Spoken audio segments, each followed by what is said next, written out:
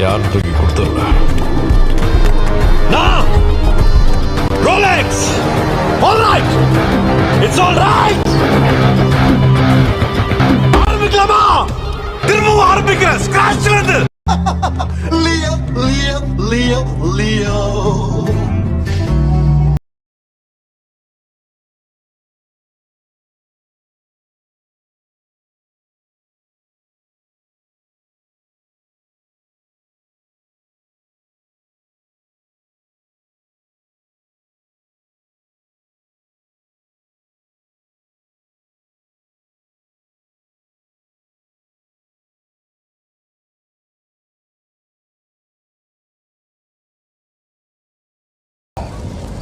आज से कुछ सालों पहले बॉलीवुड और बाकी फिल्म मेकर्स यूनिवर्स नाम सुनते ही थर थर कांपने लगते थे।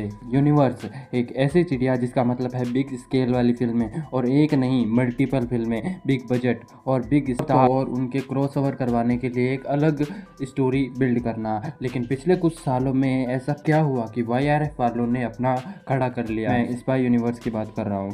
उसके बाद Lokesh cinematic universe, then Maddock supernatural universe, Rohit Shetty cop universe, Prashanth Neel KGF universe, Prashanth Varma mythological universe, और शायद कल की यूनिवर्स। और अब साला मुझे तो डर है कि अनीस बज़मी कर लिए अपने भूल भुलैया यूनिवर्स अनाउंस ना कर दे। इस वीडियो में हम सिर्फ एक और शायद सबसे सक्सेसफुल यूनिवर्स के बारे में बात करने वाले हैं, जिसका नाम है लोकेश सिनेमैटिक यूनिवर्स, जिसमें कार्तिक की कैथी, थलपति की लियो और कमल हासन की विक्रम जैसी फिल्में आ चुकी। इन सब के बारे में, जैसे लोकेश कनागराज कौन है, उन्होंने इस यूनिवर्स की नींव कैसे खड़ी करी, और इन फिल्मों का आपस कनेक्शन के बारे में भी बात करेंगे, और इस यूनिवर्स से आगे कौन कौन सी फिल्में आने वाली है इसके बारे में भी चर्चा करेंगे। लोकेश कनागराज एक इंडियन फिल्म डायरेक्टर और फिल्म स्टोरी राइटर है जो खासकर तमिल सिनेमा में काम करते हैं। इन्होंने अपने करियर की शुरुआत 2016 की फिल्म अवियल से की थी। बाद में उन्होंने 2017 की फीचर फिल्म मनग्राम को डायरेक्ट किया था। उन्होंने इस यूनिवर्स की पहली फिल्म 2019 में बनाई थी जिसका नाम कैथी है।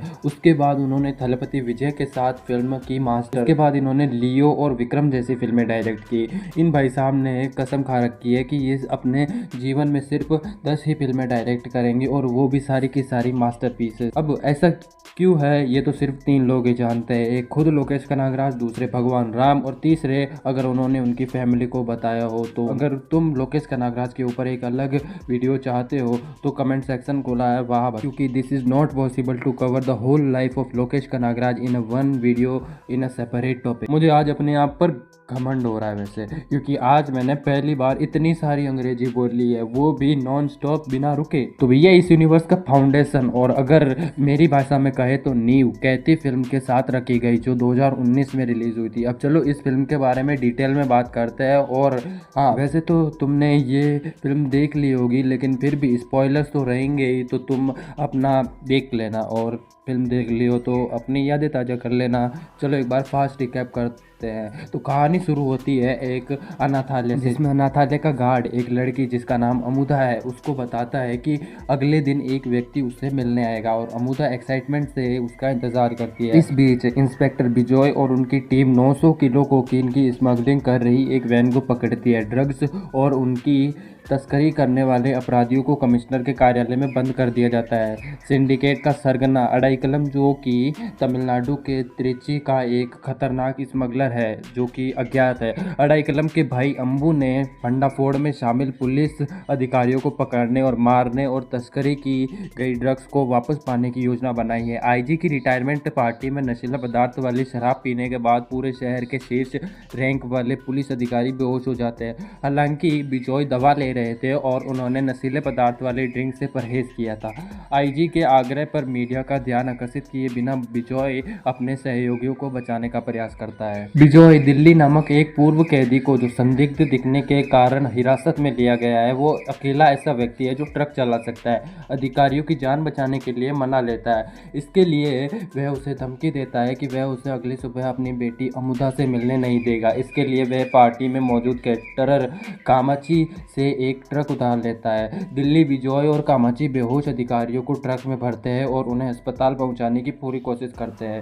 अंबू पुलिस अधिकारियों को पकड़ने के लिए लिए एक बड़े इनाम की घोषणा करता है और अम्बू के गिरोह के बदमाश बिजॉय और उसकी टीम को पकड़ने की कोशिश करते हैं। पालपंडी, एक भ्रष्ट पुलिस अधिकारी जिसे नारकोटिक्स डिवीजन के जोनल हेड स्टीफन राज ने भर्ती किया था, गिरोह को ट्रक के स्थान के बारे में जानकारी देते समय बेहोश होने का नाटक करता है। बिजॉय ने नेपोलियन, एक कांस्टेबल और नशे में गाड़ी चलाने के कारण हिरासत में लिए गए एक कॉलेज के छात्रों के एक समूह को आयुक्त के कार्यालय के सभी संभावित निकासों को बंद करने और अम्बू के बदमाशों को बाहर रखने की कोशिश करने का आदेश दिया था, ताकि वे ड्रग्स ले सके और अड़ईकलम के आदमियों को मुक्त कर सके। दिल्ली, बिजॉय और कामाची विभिन्न गिरोहों का सामना करते हैं, लेकिन दिल्ली उनका बेरहमी से ख्याल रखता है। जैसे ही नेपोलियन घबराने लगता है, बिजॉय उसे पकड़े गए अड़ईकलम के आदमियों के साथ सौदा करने का निर्देश देता है। नेपोलियन एक आदमी से अम्बू का फ़ोन करवाता है, जो अपनी और छात्रों की सुरक्षा के बदले में कैदियों को रिहा करने के लिए सहमत होता है। आश्चर्यजनक रूप से अम्बू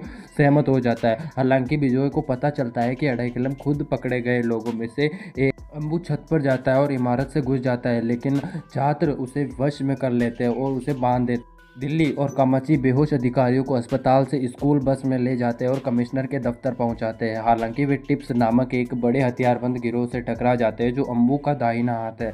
पालपंडी शराब के प्रभाव से ठीक होने का नाटक करते हुए दिल्ली की पीठ में छुरा घोंप देता है। बिजॉय की पिटाई होती है और टिप्स एजाज अहमद को मार देता है, जो अड़ईकलम के गिरोह में बिजॉय का जासूस था। दिल्ली समय रहते खुद को संभालने में कामयाब हो जाता है और बिजॉय और कामाची को बचाते हुए उन्हें खत्म कर देता है। इस बीच अम्बू के आदमी कमिश्नर के दफ्तर में एक छात्र को पकड़ लेते हैं और अम्बू के आदेश पर उसे मार देते हैं। क्रोधित नेपोलियन आग बुझाने वाले यंत्र से अम्बू को पीटता है और बेहोश कर देता है, जिस पर अड़ईकलम कसम खाता है कि वह उन सभी को। दिल्ली, बिजॉय और कामाची इमारत से पहुंचते हैं। दिल्ली एक गुप्त रास्ते में इमारत के साथ प्रवेश करता है और छात्रों को सुरंग के जरिए भेजता है, जबकि वह और नेपोलियन कोकीन को जलाने जाते हैं। दोनों को एक जब्त M134 मिनीगन मिलती है।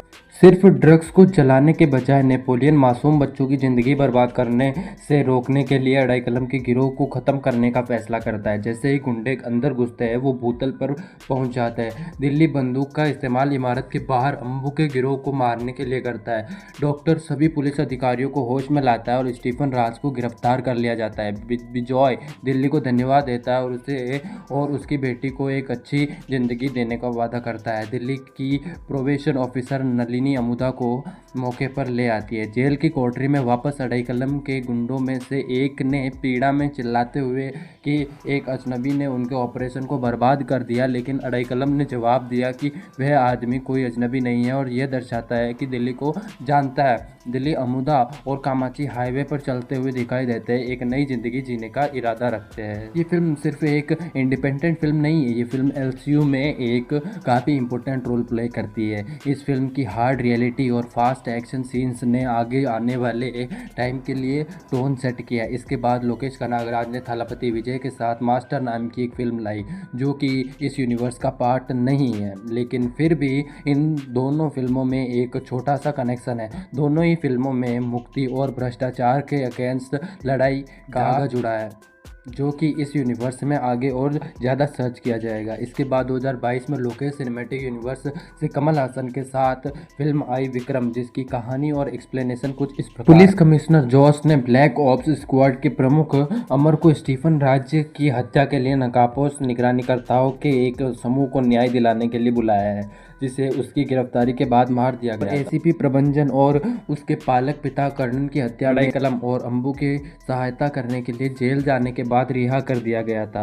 अमर कर्णन के जीवन की तहकीकात करके जांच का नेतृत्व करता है, क्योंकि उसे हत्या का पता चलता है, क्योंकि कर्णन एक साधारण व्यक्ति था जबकि अन्य दो उच्च पदस्थ NCB अधिकारी थे। कर्णन की शराब, ड्रग्स और वेश्याओं की लत के बारे में पता चलता है, जबकि साथ ही वह अपने नवजात पालक पोते के प्रति अति संरक्षणात्मक है। जांच करते समय अमर को ड्रग्स के 2 लापता शिपिंग कंटेनरों के बारे में पता चलता है, जिन्हें संधानम द्वारा खोजा जा रहा है, जो अड़ईकलम से कहीं बड़ा सिंडिकेट चलाता है, जिसका नाम वेट्टी वागेरा है। 2 कंटेनरों को उसके निर्दयी तस्कर बॉस रोलेक्स को दिया जाना था। रोलेक्स ने वादा किया था कि अगर ड्रग्स पहुंचा दी गई तो वह संतानम को अपनी सरकार बनाने में मदद करेगा, अगर नहीं पहुंचाई गई तो संतानम और उसके परिवार को मार दिया जाएगा।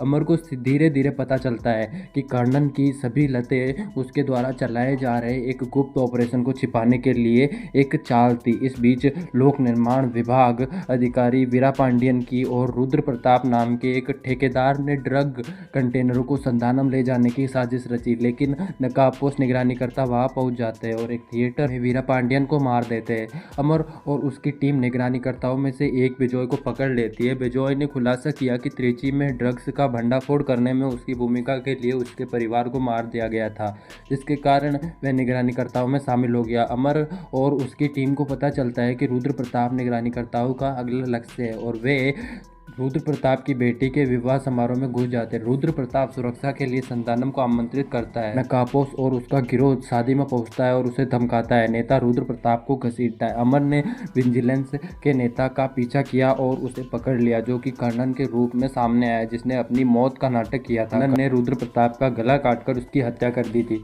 और पुलिस से बच निकला। अमर ने जोश को बताया कि कर्णन वास्तव में विक्रम है, जो 1986 के ब्लैक ऑप्स स्क्वाड के पायलट बैच का पूर्व कमांडर था। एक असफल मिशन के बाद सरकार ने सभी स्क्वाड सदस्यों और उनके परिवारों को ढूंढकर मार डाला। केवल विक्रम और 3 अन्य टीम के सदस्य बच गए थे। अमर ने यह भी अनुमान लगाया कि जोश विभाग में संतानम का जासूस है और प्रबंधन की मौत में शामिल था। अमर ने संतानम के बंगले पर एक बम विस्फोट का आयोजन किया, जो उसे एक ड्रग लैब को नष्ट कर देता है। जोश ने बमबारी के बारे में सुना और संतानम को सूचित किया। संतानम के भाई एलंगो को छोड़कर सभी को समय रहते विस्फोट स्थल से निकाल लिया गया। जोश ने विक्रम और अमर की पहचान के बारे में संतानम को भी बताया था।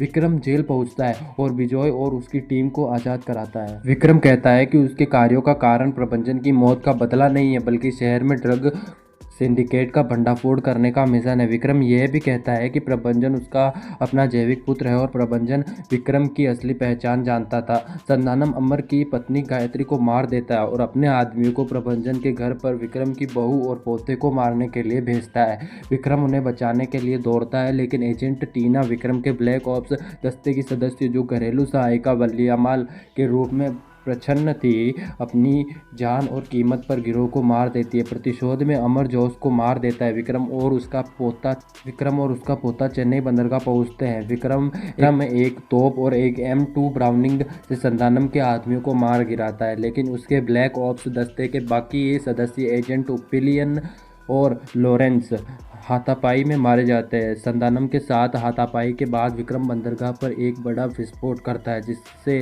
संतानम मारा जाता है और ड्रग कंटेनर नष्ट हो जाते हैं। कुछ समय बाद अडेकलम और अंबू अपने आदमियों के साथ मुंबई की ससून डॉक्स पहुंचते हैं और रोलेक्स के साथ एक बैठक के लिए संतानम से जुड़े गैंगस्टर्स से मिलते हैं। अडेकलम और अंबू त्रिची ड्रग घात में दिल्ली की भागीदारी के बारे में बताते हैं और संतानम के लोग उनके सिंडिकेट के विनाश में विक्रम और अमर की भागीदारी का खुलासा करते हैं। एर्नाकुलम में गायत्री के अंतिम संस्कार के बाद अमर नशा मुक्त समाज का निर्माण जारी रखने के लिए विक्रम के गिरोह में शामिल होता है। अंबू रोलेक्स को सूचित करता है कि दिल्ली उत्तर प्रदेश में कहीं छिपा हुआ है, जबकि संतानम के आदमी उसे बताते हैं कि विक्रम का परिवार विदेश में है, सैन फ्रांसिस्को में दिखाया गया है। रोलेक्स ने अमर, दिल्ली और विक्रम की टीम को मारने के लिए भारी इनाम की भी घोषणा की थी। इस फिल्म के पोस्ट क्रेडिट सीन को दिखाकर लोकेश भैया ने इस यूनिवर्स की एक और फिल्म रोलेक्स की भी अनाउंसमेंट कर दी, जिसमें लीड रोल में सूर्या नजर आएंगे। फिर इस यूनिवर्स से अगली फिल्म आई थलपति विजय की लियो। विक्रम जैसा ही कोई पोस्ट क्रेडिट सीन होगा तुम्हारी तरह, ये सोचकर मैं भी